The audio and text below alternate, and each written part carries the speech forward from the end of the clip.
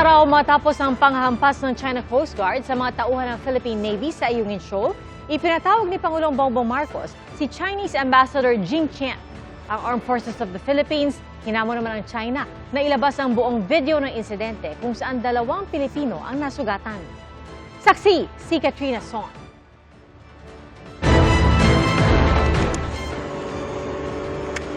Sa mga video na inilabas ng Armed Forces of the Philippines ngayong araw, kita ang rigid hull inflatable boat ng China Coast Guard malapit sa BRP Sierra Madre na nakasadsad sa Ayungin Shoal.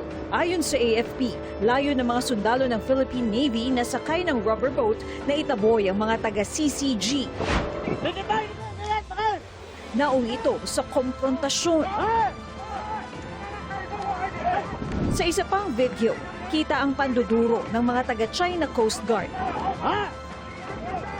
At sa isa pang kuha, kita naman ang isang taga-Philippine Navy na may bitbit na sagwan. Kasunod nito, inilabas ng AFP ang mga video kasunod ng alegasyon ng Chinese Embassy na ang mga Pilipino ang unang namalo gamit ang kanilang mga sagwan sa mga tauhan ng CCG.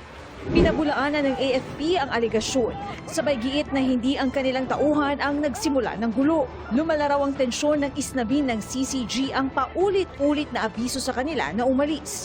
At noong pinalo nila sa ulo ang isang sundalo gamit ang kahoy na baton. Ang nangyari kahapon, may kukumpara raw sa nangyari noong June 17, 2024 kung kailan nagkainitan ang CCG at AFP sa RORE mission sa BRP Sierra Madre. Sa nangyari sa Ayungin kahapon, sabi ng AFP, illegal ang paglapit ng China Coast Guard sa BRP Sierra Madre kung saan may sovereign rights ang Pilipinas sa ilalim ng international law. Ayon sa AFP, nakalapit ang China Coast Guard ng 20 hanggang 30 meters mula sa BRP Sierra Madre. We need to understand na ang BRP Sierra Madre is a commissioned naval vessel. At ito ay nakalagak sa 105 nautical miles na exclusive economic zone natin. No? Ibig sabihin, ito ay napapaloob sa ating jurisdiction. Opo. So, kung paglapit dito ng dalawang China Coast Guard ng China Coast Guard Navy, it's actually provocation on their part. Ang ganitong pangyayari, this is because of the illegal presence in our maritime zones. So long as they are there illegally, the potential for any coercive and aggressive action will always be there, to include the deceptive messaging. Hamon ng AFP sa China, ilabas ang kompletong video para magkaalaman kung sino ang nagsasabi ng totoo. So what they are showing is a spliced or incomplete version of the video. If they show the full context of the video that they took, it will be incriminated against them. It will be self-incriminating. Nasa pangangalaga naman ng BRP Melchora Aquino ang 2 sundalong nasugatan. Ayon sa PCG, habang kinukuha ang 2 sundalo kaninang hapon, nagpatupad ng blocking maneuvers ang CCG. The only violent act and barbaric act na ginawa dito is the China Coast Guard hitting directly the head of our personnel from the Armed Forces of the Philippines.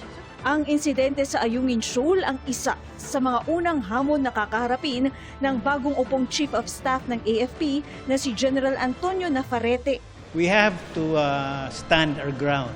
Atin yan. Rest assured that we will also do our jobs.